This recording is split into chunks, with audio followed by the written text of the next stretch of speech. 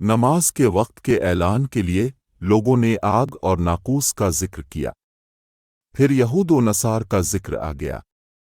پھر بلال رضی اللہ عنہ کو یہ حکم ہوا کہ اذان کے کلمات دو مرتبہ کہیں اور اقامت میں ایک مرتبہ۔ جب مسلمان ہجرت کر کے مدینہ پہنچے تو وقت مقرر کر کے نماز کے لیے آتے تھے۔ اس کے لیے اذان نہیں دی جاتی تھی۔ ایک دن اس بارے میں مشورہ ہوا۔ کسی نے کہا نصار کی طرح 1 گھنٹہ لے لیا جائے، اور کسی نے کہا کہ یہودیوں کی طرح نرسنگا بگل بنا لو، اس کو پھونک دیا کرو، لیکن حضرت عمر رضی اللہ عنہ نے فرمایا کہ کسی شخص کو کیوں نہ بھیج دیا جائے جو نماز کے لیے پکار دیا کرے۔ اس پر حضرت نے اسی رائے کو پسند فرمایا اور بلال سے یہ فرمایا کہ بلال اٹھ اور نماز کے لیے اذان دے۔ حضرت بلال رضی اللہ عنہ کو حکم دیا گیا کہ اذان کے کلمات دو مرتبہ کہیں اور سوائے قد قامت الصلاۃ کے تکبیر کے کلمات ایک دفعہ کہیں۔ جب مسلمان زیادہ ہو گئے تو مشورہ ہوا کہ کسی ایسی چیز کے ذریعہ نماز کے وقت کا اعلان ہو جسے سب لوگ سمجھ لیں۔ کچھ لوگوں نے ذکر کیا کہ آگ روشن کی جائے یا نرسنگا کے ذریعہ اعلان کرے، لیکن آخر میں بلال کو حکم دیا گیا کہ اذان کے کلمات دو دفعہ کہیں اور تکبیر کے ایک دفعہ۔ بلال رضی اللہ عنہ کو حکم دیا گیا کہ اذان کے کلمات دو دفعہ کہیں اور تکبیر میں یہی کلمات ایک دفعہ۔ اسماعیل نے بتایا کہ میں نے ایوب سختیانی سے اس حدیث کا ذکر کیا تو انہوں نے کہا مگر لفظ قد قامت الصلاۃ 2 ہی دفعہ کہا جائے گا۔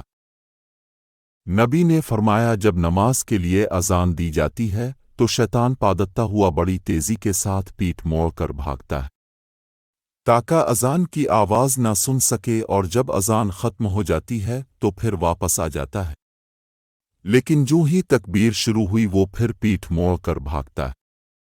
جب تکبیر بھی ختم ہو جاتی ہے تو شیطان دوبارہ آ جاتا ہے اور نمازی کے دل میں وسوسے ڈالتا ہے، کہتا ہے کہ فلاں بات یاد کر، فلاں بات یاد کر۔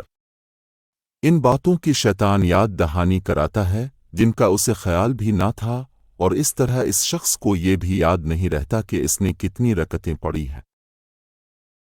میں دیکھتا ہوں کہ تمہیں بکریوں اور جنگل میں رہنا پسند ہے، اس لیے جب تم جنگل میں اپنی بکریوں کو لیے ہوئے موجود ہو اور نماز کے لیے اذان دو تو تم بلند آواز سے اذان دیا کرو، کیونکہ جن و انس بلکہ تمام ہی چیزیں جو مؤذن کی آواز سنتی ہیں قیامت کے دن اس پر گواہی دیں گی۔ حضرت ابو سعید رضی اللہ عنہ نے فرمایا کہ یہ میں نے نبی سے سنا ہے۔ جب نبی کریم ہمیں ساتھ لے کر کہیں جہاد کے لیے تشریف لے جاتے تو فوراً ہی حملہ نہیں کرتے تھے۔ صبح ہوتی اور پھر اب انتظار کرتے، اگر اذان کی آواز سن لیتے تو حملہ کا ارادہ ترک کر دیتے، اور اگر اذان کی آواز نہ سنائی دیتی تو حملہ کرتے تھے۔ انس رضی اللہ عنہ نے کہا کہ ہم خیبر کی طرف گئے اور رات کے وقت وہاں پہنچے۔ صبح کے وقت جب اذان کی آواز نہیں سنائی دی تو آپ اپنی سواری پر بیٹھ گئے اور میں ابو طلحہ رضی اللہ عنہ کے پیچھے بیٹھ گیا۔ چلنے میں میرے قدم نبی کے قدم مبارک سے چھو جاتے تھے۔ انس رضی اللہ عنہ نے کہا کہ خبیر کے لوگ اپنے ٹوکروں اور کدالوں کو لیے ہوئے اپنے کام کاج کو باہر نکلے تو انہوں نے رسول کریم کو دیکھا اور چلا اٹھے سن محمدی واللہ محمد، پوری فوج سمیت آ گئے۔ انس نے کہا کہ جب نبی نے انہیں دیکھا تو اپنے فرمایا کہ اللہ اکبر، اللہ اکبر، خیبر پر خرابی آ گئی۔ بے شک جب ہم کسی قوم کے میدان میں اتر جائیں تو ڈرائے ہوئے لوگوں کی صبح بری ہوگی کہ جب تم اذان سنو تو جس طرح مؤذن کہتا ہے اسی طرح تم بھی کہو۔ انہوں نے معاویہ بن ابی سفیان سے ایک دن سنا، اب جواب میں مؤذن کے ہی الفاظ کو دہرا رہے تھے، اشہد ان محمدن رسول اللہ تک۔ ہم سے اسحاق بن راہویہ نے بیان کیا، کہا کہ ہم سے وہب بن جریر نے بیان کیا، کہا کہ ہم سے حشام دستوائی نے یحییٰ بن ابی کثیر سے اسی طرح حدیث بیان کی۔ جب مؤذن نے حی علی الصلاۃ کہا تو معاویہ رضی اللہ عنہ نے لا حول ولا قوت الا باللہ کہا، اور کہنے لگے کہ ہم نے نبی سے ایسا ہی کہتے سنا۔ جو شخص اذان سن کر یہ کہے اللہم رب هذه الدعوة التامة والصلاة القائمة آت محمدا الوسیلة والفضیلة وابعثه مقاما محمودا الذي وعدت، سے قیامت کے دن میری شفاعت ملے گی۔